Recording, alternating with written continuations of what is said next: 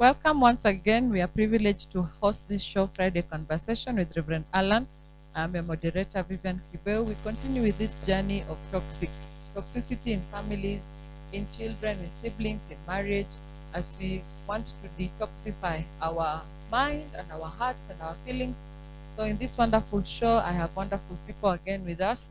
Vika, Reverend Nicholas Rotich, SK Belgut. Welcome to the show, sir. Ongoi. Our able counselor psychologist Janet Surum Kiplagat Frank, a wonderful lady indeed who's been with us in this show. And this afternoon we want to discuss about toxic siblings. And I'll just go straight away to ask our panelists to define to us what is the definition of toxic siblings. Yes, thank you, Vivian. Of course, we now know what toxic is. It is could be wrong relationship, though we may not exactly say it is wrong, but then different, relationship which doesn't augur well in a particular setting. And now, when we contextualize into a sibling, then we come to the person. A sibling is a person who you are born together into that family. And so it could be a brother, sister, or sister. And so toxic relationship between brother, sister, brother, within a particular family, then could be those negative relationships among the brothers and sisters in a family. Okay. That is how I may want to say it. So it's more of negative relationship between set up in a family, brothers and sisters, sisters to sister, brother to brother. Yes, Janet, what is your definition or understanding of toxic siblings? Thank you first for having me here. It's always a pleasure. So these toxic siblings are people whom we cannot avoid. People we are born with. They know us too much, more than other people. But again, as you grow as adults, the relationship is disrespectful. Despite being adults, there's a lot of disrespect, emotionally, physically, verbally. So I'd define that one as toxic. For as long as people have grown and it's still disrespectful, that is toxic. Okay. Thank you. So we move on to our discussion as we continue dealing with toxic siblings. And I want to ask us, how do I know that my sibling is toxic? How do I know if my sibling is toxic? What are some of the telltale signs to pick in brother to brother, sister to sister, the negative energy? How do I know? Oh, yes, there are so many signs that you can tell a brother or sister is toxic. Like can be bossy, apart from abusing you, verbally or physically, or whatever way a person can abuse you.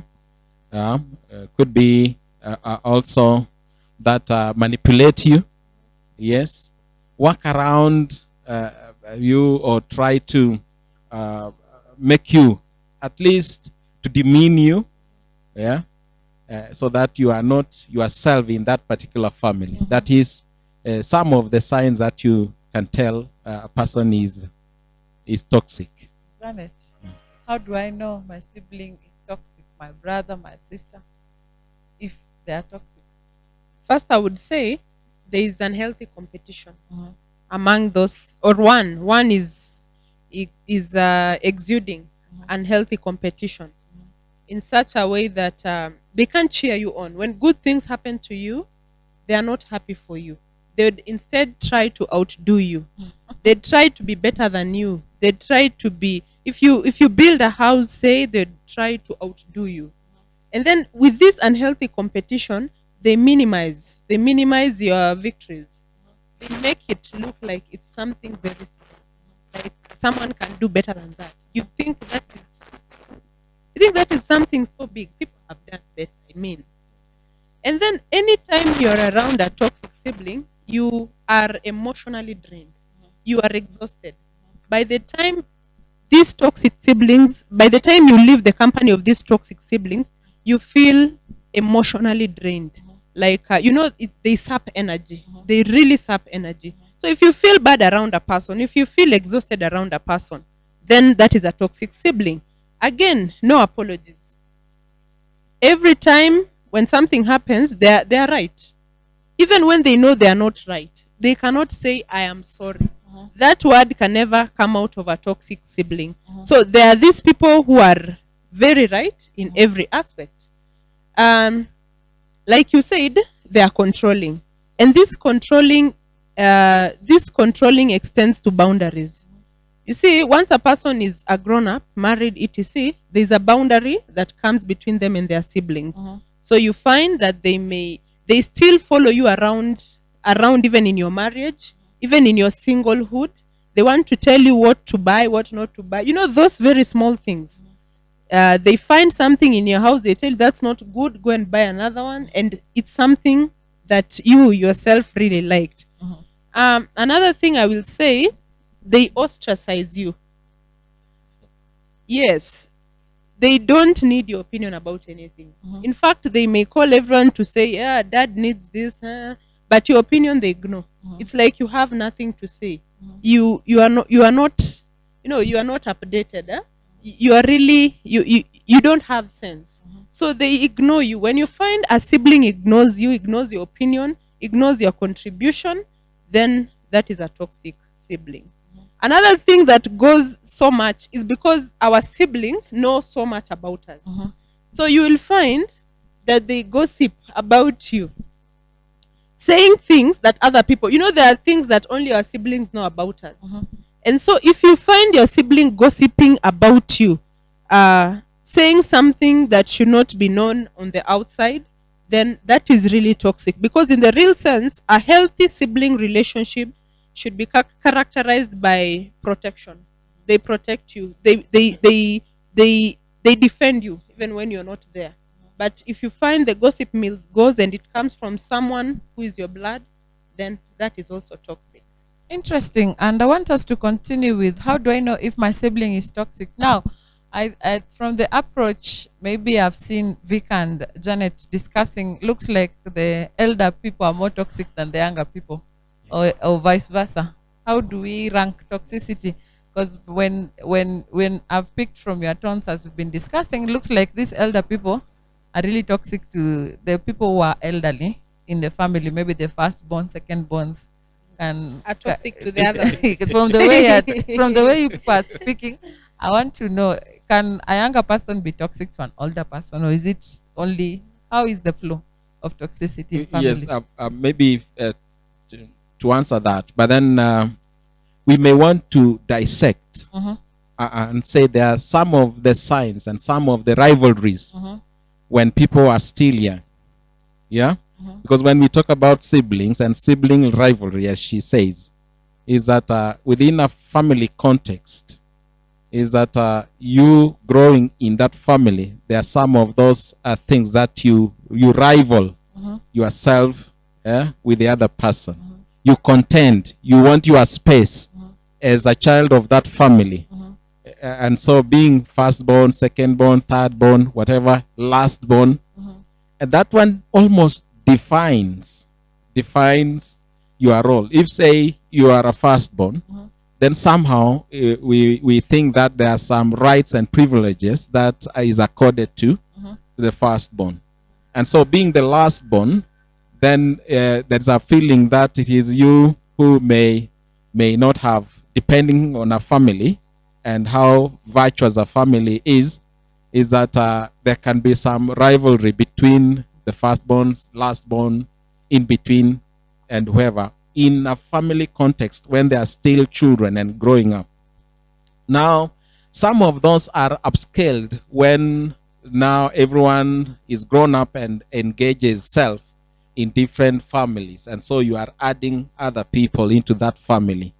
It could be other people coming into that family who now come and almost try to fit into the rivalries that were in there before. And also they make some complexities in that family. So for me, is that we may not want to say older guys, eldest guys are becoming more toxic, But then, as I said, one of the signs is that if you are the elder boy, elder girl, you want to be big brother, you want to be bossy, and so you continue that, and you tend to think that these others, because you are changing their diapers, they are lesser children, or they are children who may not have grown up, and so somehow you will continue treating them as children all along, even when they get married to their, and they are busy in their own private life. You want to continue to that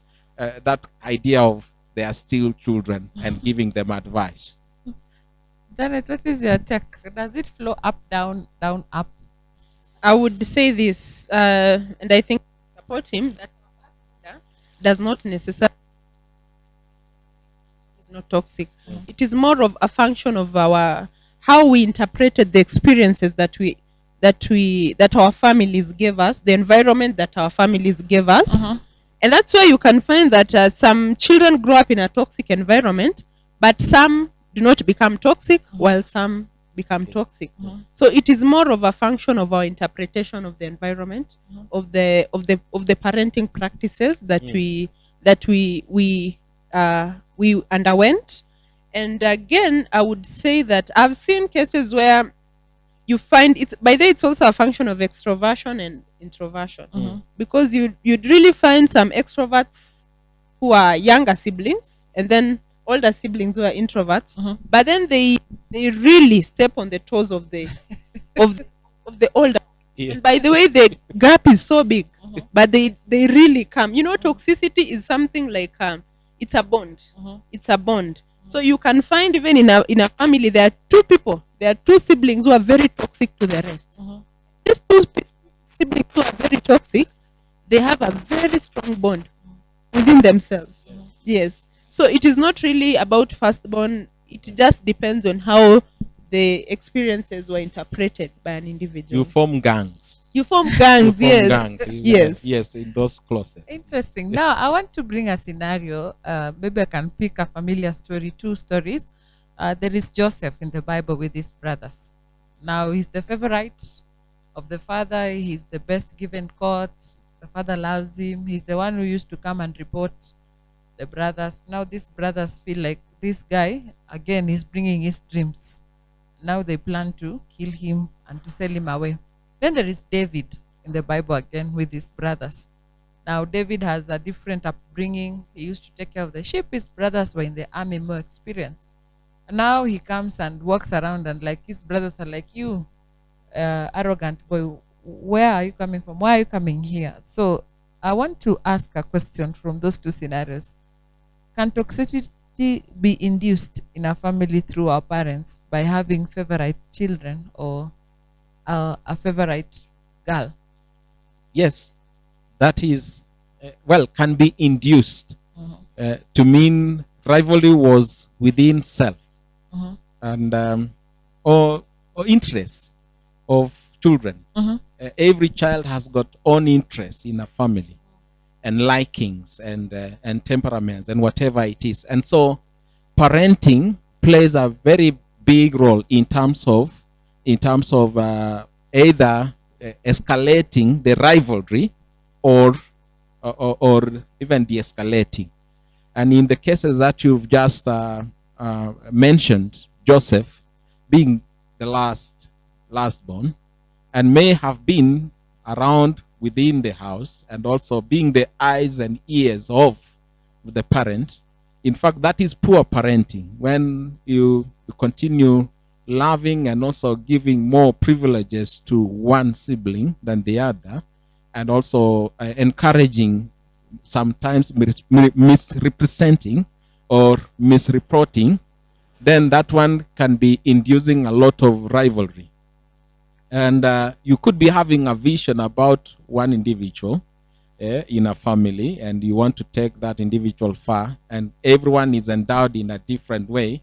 As a parent, we have to be careful on how we treat that and how we parent our children. So for me, yes, parenting, and indeed wrong parenting induces rivalry within a family. Wow, thank you. Janet, I would talk about Joseph's father as a very good representation of inadequate parenting practices. That is favoritism. I remember when we were talking about toxic parents, we said there's this element of favoritism. You see, for our parents and for those young parents, if even if you feel like you're more drawn to one child, let it not be outright. It is human to be drawn, but as children grow up, they hate each other. They hate each other, and when now they are adults, it really replicates. You see, why would Joseph's father? I think it was one who made a coat of many colors. Like, why would you make for one child and then the rest? You see, the jealousy there was driven by toxic parental practices, inadequate parenting practices. So I would say that the way we are brought up can build toxicity. And one thing that one thing that we must always emphasize: there are no toxic siblings without toxic parents.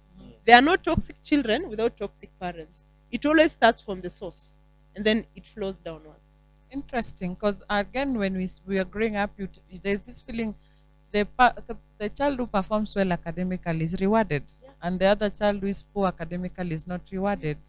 The child who is more disciplined is given privileges. The child who is indisciplined is like neglected. So those are the balances we experience, and which concludes that toxicity can be induced. When children grow up, you'll find phrases like "you are the favorite of dad," "you are the favorite of mom," and they're punishing you. When they find an opportunity to punish you, they punish you.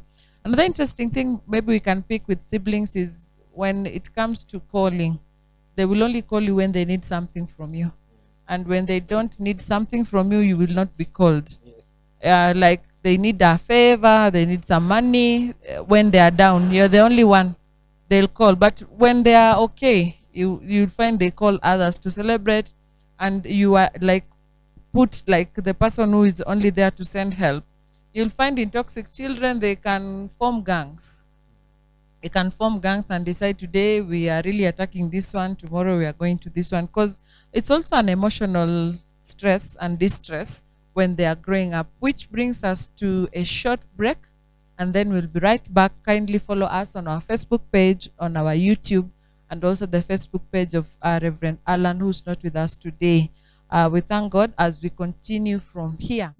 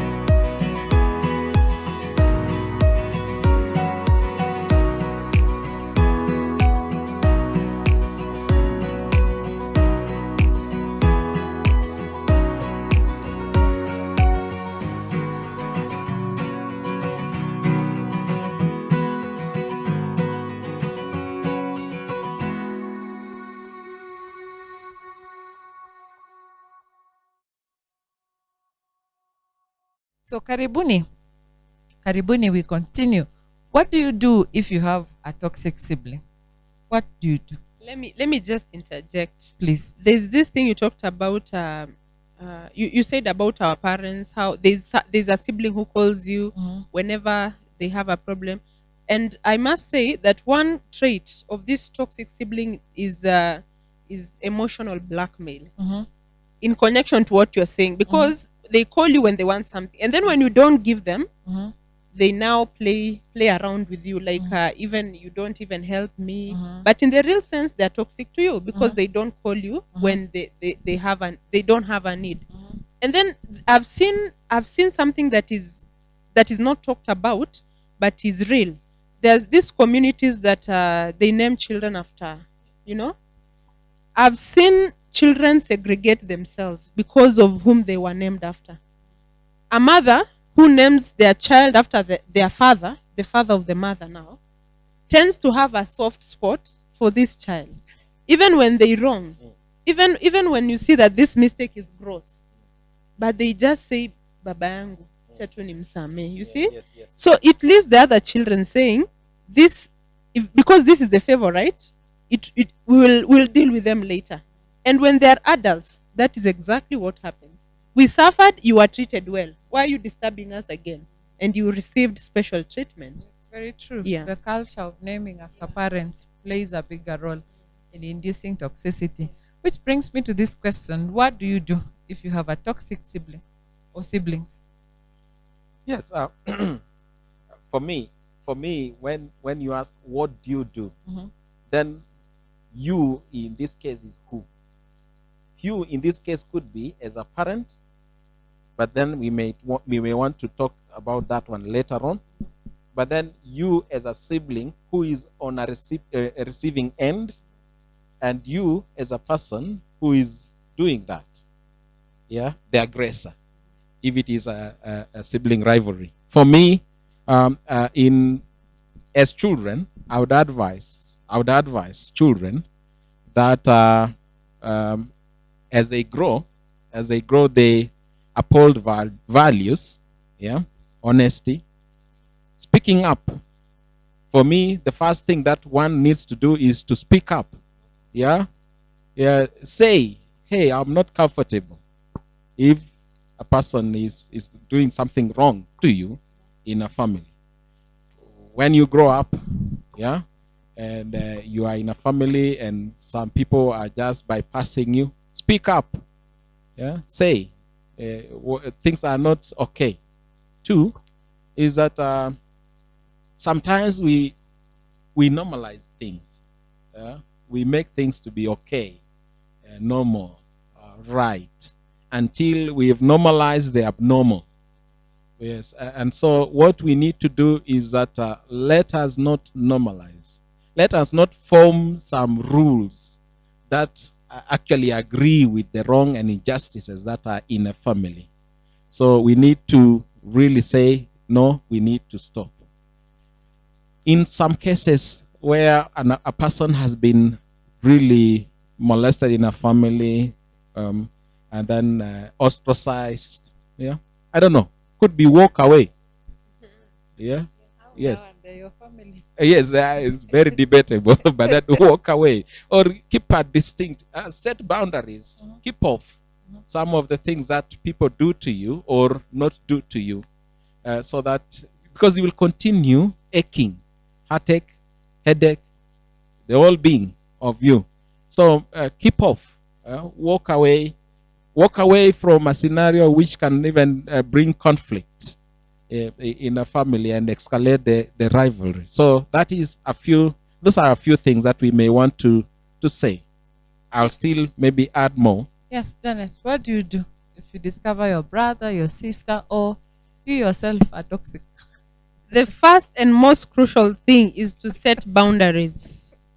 You really need to set boundaries. One thing I've always said, you teach people how to treat you. So set boundaries in such a way these people know what you accept and what you don't accept. By the way, setting boundaries is the cure to most of our life issues. Because when you say, this one I will not accept, and by the way, do not be afraid. Sometimes it even takes you to do some confrontation. Of course, not physical, but you have to speak your stand in a rather respectful way. Say, I will not agree to be treated this way. I do not accept you to keep criticizing me. I do not accept that you're going to disrespect me before my children. So set boundaries. Let it be known what you're going to accept and what you're not going to accept. Number 2, self-care. You see, we said that these people drain you. They sap your energy. So take some time to care for yourself, because you need that energy when dealing with these people. You do some exercises, you sleep well, you eat well, and you do anything anything that makes you feel better about yourself. If it is reading, so self-care is a must when dealing with toxic siblings. Number 3, mind what you share. Now, because we say that one of their traits is gossiping, what. So when you're sharing things with these toxic siblings, just know what your limits are. Not because they're your blood, you're supposed to share everything. Number 4, I would say you can see a counselor when it gets to an extent that you're not, it's affecting your well-being.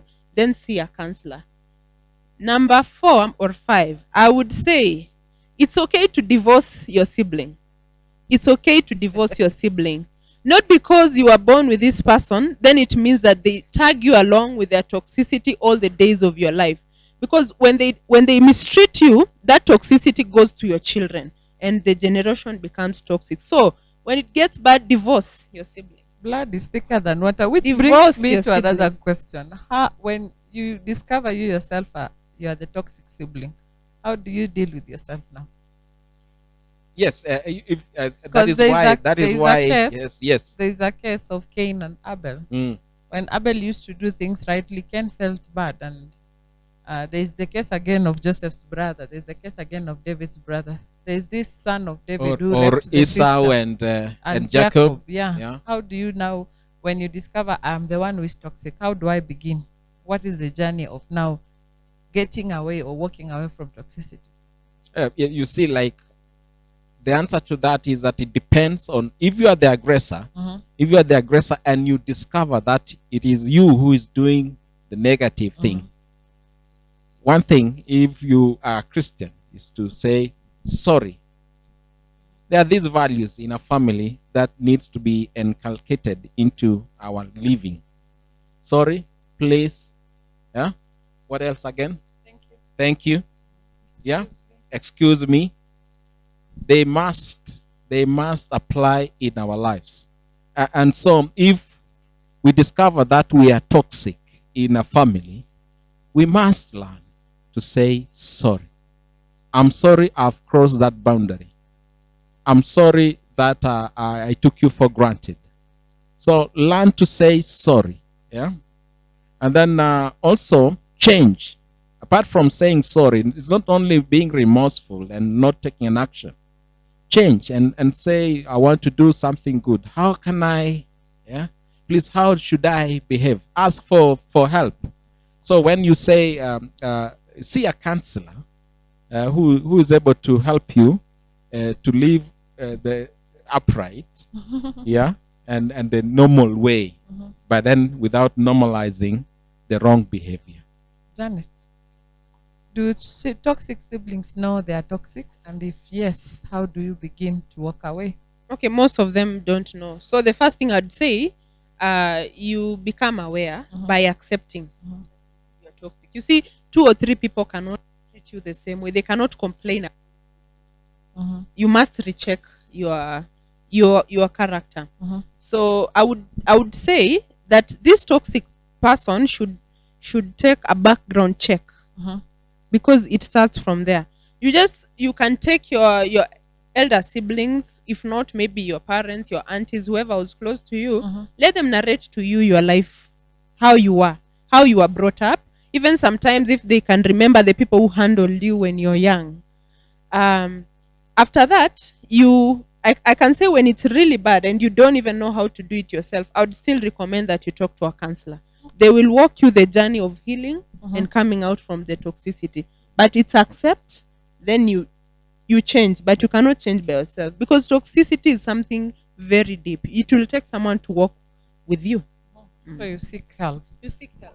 Okay, pastoral help, counseling help, help from an elderly, respectable person. Which brings me to the very last question of this show. What are some of the effects we see when siblings are toxic? What are some of the effects we see? Because now Fights. Cain killed Abel. Death.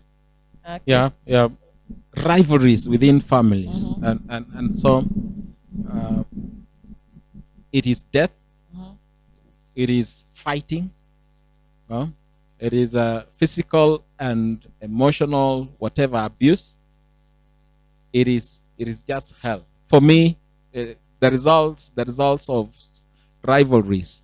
I've seen people right from when they were young, and they were quarreling over a bread or ulikula chakula changu, or that kind of a thing. When they grow up, they'll still quarrel over land.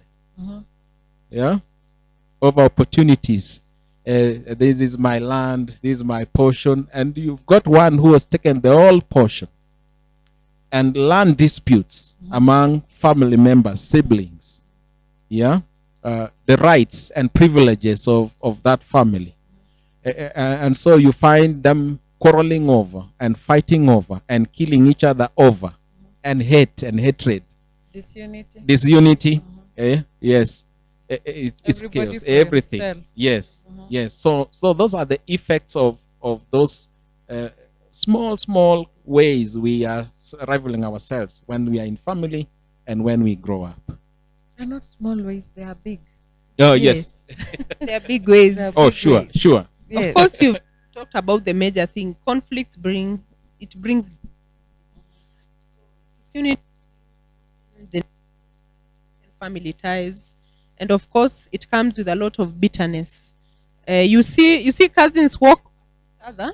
It began from what we are talking about today. You see sisters who cannot talk to each other. It began because when I have my children, you have your children, and we are siblings, and we're not talking to each other. Our children will not talk to each other. They will be opinionated about each other. So I guess what I can say basically is it brings a lot of brokenness. And the saddest thing is that these people have ego. No one wants to bow. Everyone believes that this one is the oppressor. This one is the oppressor. So it is very sad to see. It is very sad to see this disunity and to see siblings, cousins, aunties walk past each other. I mean, it is painful. If you have been a product of that, you know how painful it is and how difficult it is to rescue that. So I can say that mostly it is disunity, conflict, bitterness, and broken ties. Yeah. But we can also pick a lesson from Joseph as we wind up our show today. This one who came from a toxic family, he chose to forgive. He chose to give them another chance. And maybe our message of hope today to toxicity in siblings, in brothers and sisters, is very painful when you are born together, same blood, same mother, father. It reaches a point you're not seeing eye to eye, you're not sitting together, you're not eating together. There are no family gatherings. There's nothing collective as a family to keep you in unity. So our message today goes out to you. We are praying for you, and we'll please find somebody to help and talk to somebody. And also, let us learn from Joseph, a man who chose to forgive. You can begin a new chapter again and heal your family, because family is very important. Blood is always thicker than water. I've been your moderator, Vivian Kibeu. Thank you so very much. Reverend Alan is not with us today. He'll be picking us in sessions to come. Thank you so much, Reverend Nicholas Rotich. It's always nice to have you. Thank you. Our counselor, Janet, who is always pragmatic, straight to the point, blunt. You take it or you leave it. So, asanteni sana. God bless you.